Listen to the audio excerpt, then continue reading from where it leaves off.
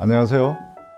이번 시간에는 치매 예방 및 속도 조절에 대해서 말씀드리겠습니다. 현재까지 치매는 정확한 원인을 모르며 치료약이 없기 때문에 불치병으로 불립니다. 치매가 발생한 환자의 뇌에 아밀로이드 베타의 축적이 많다는 사실만 알려져 있습니다.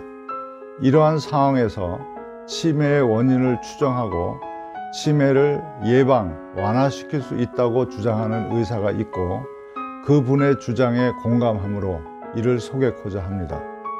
먼저 치매 환자 현황 및 종류에 대해서 간략히 말씀드리겠습니다. 전 세계 치매 환자 수는 4,680만 명에 이르며 2015년 신규 발생 환자가 무려 990만 명에 이릅니다.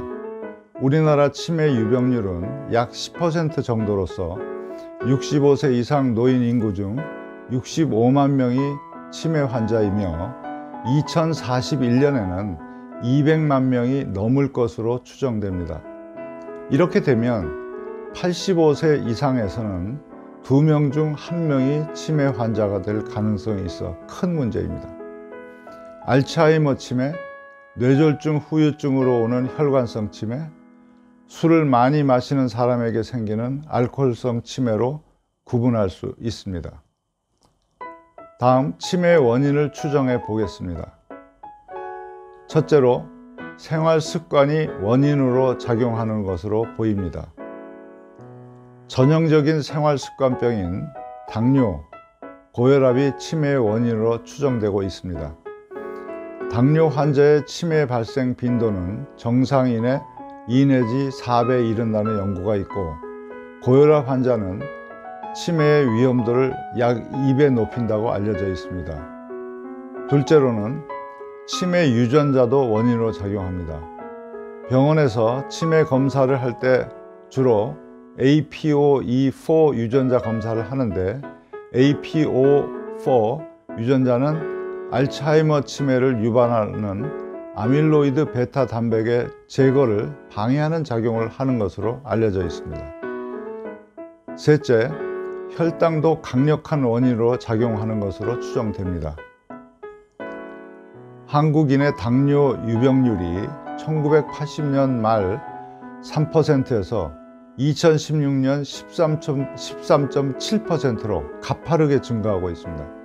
이것은 지난 100년 동안 탄수화물 섭취가 너무 가파르게 증가한 것과 관련이 있다는 것이 의학계의 견해입니다.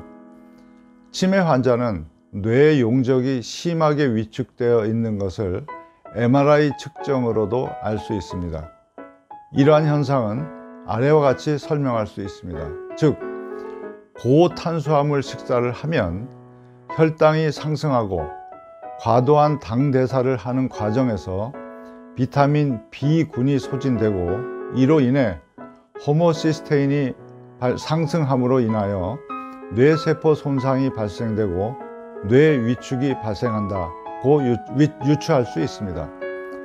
또한 평균 혈당과 뇌 위축의 상관관계를 밝힌 연구 자료에 의하면 당화혈색소가 정상인 4.4 내지 5.2%인 상태에서는 뇌 위축의 진행이 최소화되었고 당화혈색소가 5.9%, 즉 평균 혈당 약 123 정도 이상부터는 급격하게 뇌 위축이 진행되는 것으로 나타났습니다.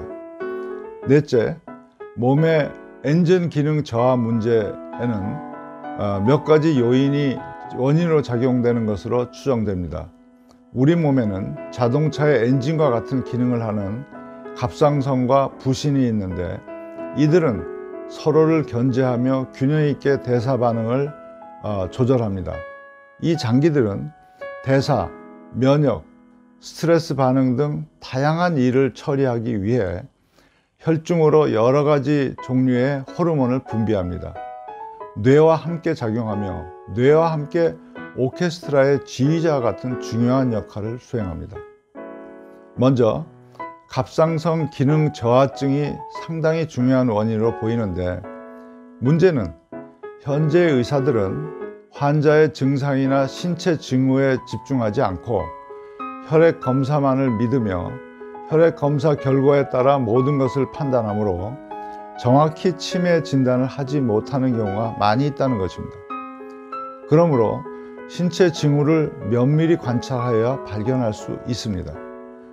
신체 징후로는 눈썹 바깥 3분의 1 부위의 털이 감소나 소실, 또 눈 아래 부종이 현저하거나 혀가 커져서 혀 바깥쪽으로 이빨 자국이 나타나고, 또는 모발이 가늘어지고 윤기가 없어지고 피부가 건조해지고 땀의 분비가 감소하고 손 발톱이 약하고 잘 부서지며 손톱 바닥의 색깔이 노랗게 뜬 색으로 나타나는 증상이 있는 것을 면밀히 관찰하여야 발견할 수 있습니다. 다음, 부신에 대해서 말씀드리겠습니다. 부신은 스트레스 등 여러 자극에 반응하여 코티솔, 아드레날린, 테스토스테론 등의 다양한 스테로이드 호르몬을 분비하는 기관인데, 현대 사회에서는 지속적인 정신적, 육체적 스트레스로 인해 끊임없이 켜진 상태를 유지하는 바, 스트레스 상태가 계속되면 핸드폰 배터리가 방전되는 것 같은 현상이 발생할 수 있습니다. 그런데 스트레스보다도 부신을 더 빨리 KO시키는 것은 과도한 탄수화물의 섭취입니다.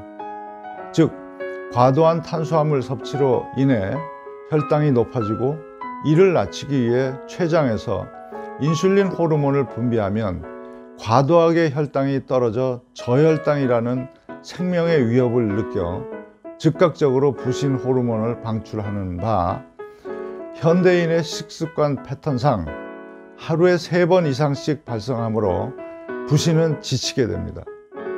이것이 뇌에 직격탄을 날리는 것으로 추정됩니다. 또한 미토콘드리아 기능 이상이 원인으로 보입니다. 세포 내에서 에너지 발전소 역할을 미토콘드리아에 하는데 미토콘드리아에 문제가 생기는 것입니다. 우리가 매일 먹는 음식을 ATP라고 하는 에너지로 만들어주는 역할을 담당합니다. 전체 에너지의 90% 정도가 미토콘드리아에서 만들어집니다. 그리고 뇌에도 엄청나게 많은 수의 미토콘드리아가 존재합니다. 그런데 당뇨, 갑상선 및 부신의 기능 저하는 별개의 질환이 아니며 서로 강력한 끈으로 묶인 공동체 역할을 가지는 바, 문제가 생기면 전부 미토콘드리아의 기능 이상으로 통합니다. 5번째, 장의 이상도 중요한 원인으로 추정됩니다. 장은 제2의 뇌라고 불리는 특수한 장기입니다. 스트레스를 계속 받으면 장 기능이 떨어지고 장의 유익균 등을 유지하지 못함으로 인하여 유해균이 번식하고 이 유해균들이 장세포를 파괴시키고 손상시킵니다. 행복 호르몬이라고 불리는 세로토닌의 95%를 생산하는 장에 이상이 생기면 뇌에도 영향을 미치고, 뇌가 나빠지면 장도 나빠지는 운명 공동체와 같이 작용합니다. 즉, 장세포가 손상되면 소화가 덜 된 음식, 독소, 세균 등의 혈중 유입이 증가되고, 이로 인한 과도한 면역 반응이 발생되면서 뇌세포가 손상되고 뇌 인지기능 저하가 따라오는 것은 필연적입니다. 밀가루 등의 곡물에 포함된 글루텐은 장의 염증을 잘 일으키는 것으로 알려져 있습니다. 그리고 여러 가지 이상 면역 반응에 의해 뇌에도 염증을 일으켜 뇌세포를 손상시킬 수 있습니다. 게다가 밀가루 음식은 혈당을 빠른 속도로 올리고 그 과정에서 AG, 우리 나이라고 부르는 AG라고 불리는 최종 당화산물이 많이 생겨나고 뇌세포, 뇌혈관 등의 당화 손상이 더 쉽게 일어날 수 있습니다. 6째, 아밀로이드 베타 단백도 중요한 원인으로 추정됩니다. 당화 손상, 스트레스, 호모시스테인의 증가 등 원인에 의해서 뇌혈관 장벽에 틈이 생기면 뇌세포로 직접 여러 가지 독성 물질, 세균, 바이러스 등의 침입이 가능해지므로 뇌 내에서는 이런 침입자를 막기 위하여 아밀로이드 베타 단백을 만들어 놓는데, 문제는 끈적끈적한 이 물질이 정상 뇌세포를 손상시키기 시작한다는 것입니다. 그런데 수많은 연구소와 제약사는 아밀로이드 베타 단백을 제거하는 데만 힘을 기울여 왔습니다. 결과적으로 이 물질 제거에는 성공을 해도 치매 치료제를 만들어낼 수 없었던 것입니다. 7번째, 스타틴 계열의 고지혈증 약도 중요한 원인으로 추정됩니다. 고지혈증 약을 복용함으로써 콜레스테롤 수치가 지나치게 떨어지게 되면 여러 가지 심각한 문제를 일으킵니다. 뇌를 만드는 재료인 콜레스테롤 자체가 부족해지므로 결국 뇌가 쪼그라들 수밖에 없습니다. 스타틴은 콜레스테롤 합성만 억제시키는 것이 아니라 세포 내의 에너지 발전소인 미토콘드리아의 필수 성분인 코엔자임 Q10의 합성도 같이 억제시킵니다. 코엔자임 Q10이 부족해지면 미토콘드리아의 에너지 생산이 위축됩니다.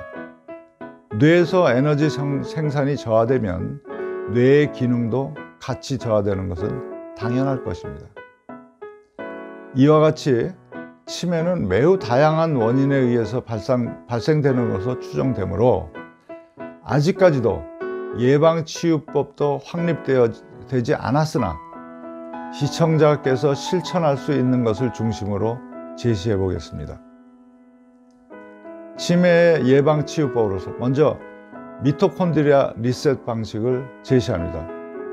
우리가 사용하는 개인 컴퓨터 PC에 이상이 생겼을 때 리부팅하거나 포맷을 하듯이 미토콘드리아를 재생하는 방법으로 이해하시면 좋겠습니다. 그 중에 한 가지 방법은 항산화제를 통한 방위 시스템 구축입니다. 우리 몸의 세포 속에서 에너지 발전소 역할을 하는 미토콘드리아가 에너지를 만들 때 다량의 활성산소가 나오며 활성산소가 미토콘드리아를 직접 공격할 수 있으므로 생활 습관을 교정하여 활성산소 발생을 줄이거나 제거하는 방식입니다. 예를 들어 인스턴트 식품, 가공식품, 고탄수화물 섭취, 과식, 과도한 운동, 자외선 과다 노출, 술과 담배, 스트레스를 줄이는 생활을 하여 활성산소 발생을 줄이는 노력을 하는 것입니다. 또 하나의 방법은 기능 업그레이드입니다. 유산소 운동은 글리코겐, 지방을 사용하여 에너지를 생성하므로 미토콘드리아를 단련시키기에 좋으며 오전 10시부터 오후 2시 사이에 약 30분 내지 1시간 정도의 걷기 운동이 바람직합니다. 수영이나 물속에서 걷는 것도 척추나 관절에 문제가 있는 고령자에게 좋습니다. 운동하면서 혈당 강화 및 인슐린 수치 저하를 촉진할 수 있는 녹차 추출물 및 코엔자임 Q10을 복용하는 것도 좋습니다. 코엔자임 Q10은 미토콘드리아 자체를 구성하는 물질 중 하나이며 하루 300 내지 600mg 복용을 권장합니다. 또한 건강보조식품으로 시판 중인 카르니틴도 권장합니다. 다음으로 혈관력을 높인다는 방법을 제시합니다.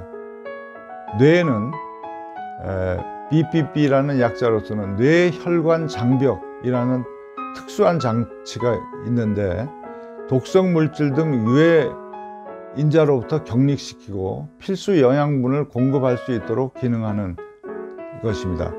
이 보호 장벽이 손상된다면 두부처럼 연약한 뇌는 독성 물질이나 세균, 바이러스 등 각종 유해인자의 공격에 직접 노출되기 때문에 뇌는 손상을 최소화하기 위해 방어체계의 하나로서 아밀로이드 베타 단백을 생성하는 것입니다. 따라서 혈관력을 회복시키는 것은 뇌의 건강을 위해 필수적입니다. 뇌의 건강을 강화시키는 방법 및 몇 가지를 제시합니다. 혈관력을 높이기 위해서 첫째로 호모시스테인 최적화를 제시합니다. 혈관을 직접 공격하여 손상시키는 독성 단백질이 호모시스테인입니다. 호모시스테인 수치는 5 내지 7 마이크로몰 퍼 리터 정도를 유지해야 하며 7을 넘어가면 혈관 손상이 일어납니다. 호모시스테인을 높이는 원인은 비타민 B6, 9, 12 결핍, 갑상선 기능 저하, 음주, 흡연, 고탄수화물 식사 등이므로 이를 개선토록 노력하는 것입니다. 혈관력을 높이기 위해서 둘째로는 혈관벽의 당화 손상을 막는 방법을 제시합니다. 탄수화물의 과도한 섭취로 체내에 당이 많이 들어오면 당은 혈관벽의 단백질에 끈끈하게 붙으려 하는데 이러한 물질을 최종 당화산물, 약자로는 AG, 나이를 의미합니다. 이걸 만드는데 최종 당화산물과 인슐린 자체가 혈관벽을 두껍게 만들어 동맥경화를 일으킬 수 있습니다. 그러므로 어느 정도 이상에서는 저탄수화물 식이요법을 실시하는 것을 권장합니다. 다음으로는 수면력을 높여라 하는 방법을 제시합니다. 수면은 몸의 해독, 정화, 복구의 시간입니다. 그날 축적된 뇌의 쓰레기를 청소하는 귀중한 시간입니다. 잠을 제대로 자지 못하면 그 다음날 기억력과 집중력이 많이 떨어지는 걸 느낄 수 있을 것입니다. 뇌가 활발하게 움직이지 못한다는 뜻입니다. 연구 논문에도 장기 불면증 환자 집단에서는 정상 집단에 비해 치매 발생 위험도가 2배 높고 치매 환자들은 대부분이 수면 장애를 가지고 있다는 사실이 수면의 중요성을 잘 설명해 줍니다. 수면의 최적 시간은 밤 10시에 이불 속으로 들어가는 것입니다. 늦어도 11시까지는 잠이 들도록 노력해야 합니다. 연구 결과에 의하면 밤 10시에 수면을 시작하는 사람은 밤 12시에서 새벽 2시 사이에 수면을 시작하는 사람보다 성장 호르몬의 분비가 5배나 높았습니다. 성장 호르몬은 성인에게는 노화 방지, 세포 수복 등의 중요한 역할을 담당합니다. 수면 시간은 최소 6 내지 7시간 이상을 유지하는 것이 바람직합니다. 수면의 질을 높이기 위해서는 가벼운 운동과 목욕은 좋지만 수면 2시간 전에 끝내야 합니다. 그리고 간식을 먹고 자면 나쁩니다. 잠이 오지 않을 때는 수면제보다는 수면 호르몬인 멜라토닌을 섭취하는 것이 낫습니다. 멜라토닌 다음으로는 마그네슘을 권합니다. 다음으로 제2의 뇌인 장을 치료하라는 방식을 제시합니다. 장은 영양분의 소화, 흡수 기능뿐만 아니라 외부 음식에 대한 면역 반응, 호르몬 분비 등 다양한 기능을 갖고 있으며 뇌 다음으로 신경세포가 많이 존재합니다. 육체적, 정신적 스트레스를 받으면 소화가 잘 안 되고 속이 부글거리기도 합니다. 스트레스는 교감신경을 자극하기 때문에 그렇습니다.